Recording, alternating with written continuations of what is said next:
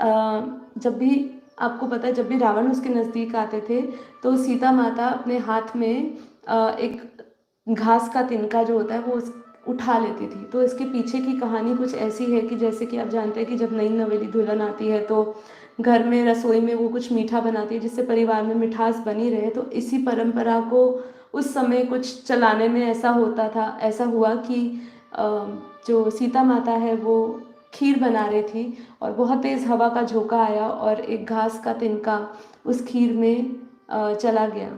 और जब वो अब वो कैसे निकाले, वो उस उनको हाथ नहीं लगाना चाहते थे। पहले ऐसा मान्यता होगी कि खाना बस परोसे हुए को अशुद्ध नहीं करते थे। तो वो, क्योंकि वो तो अभी तो अपने एक मानवीय रूप में थी, ठीक है, तो उन्होंने ऐसा ही किया। उन्होंने सोचा अब मैं कैसे हाथ डाल के वो तिनका निकालूं घास का। तो उन्होंने उसको एक टक होकर देखा और उस उनकी नज़र से ही वो भस्म हो गया, ठीक है। और ये जो वो चमत्कार हुआ, ये चमत्कार दशरथ ने देख लिया था।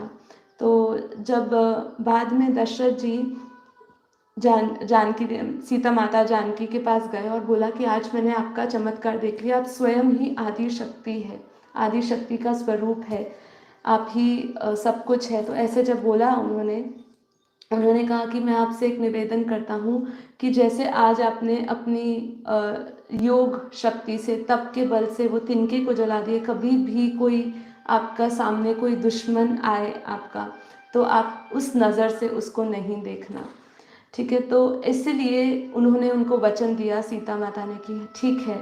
और इसीलिए जब भी रावण उनके नज़दीक या उनके सामने आते तो वो हमेशा वो तिनके को सामने रख लेती, क्योंकि उन्होंने एक वचन दिया हुआ था दशरथ को, राजा दशरथ जी को। और यदि वो चाहते तो वो अपनी एक नज़र से उनको भस्म कर सकती थी, राम की भी कोई आवश्यकता नहीं थी, ठीक है। तो देखिए ये एक बहुत ही सुंदर प्रसंग आता है इसके अंदर। और इससे हम देखते हैं उनके अंदर कितना तप, कितनी वो योग माया थी उनके अंदर, कितनी शक्ति थी।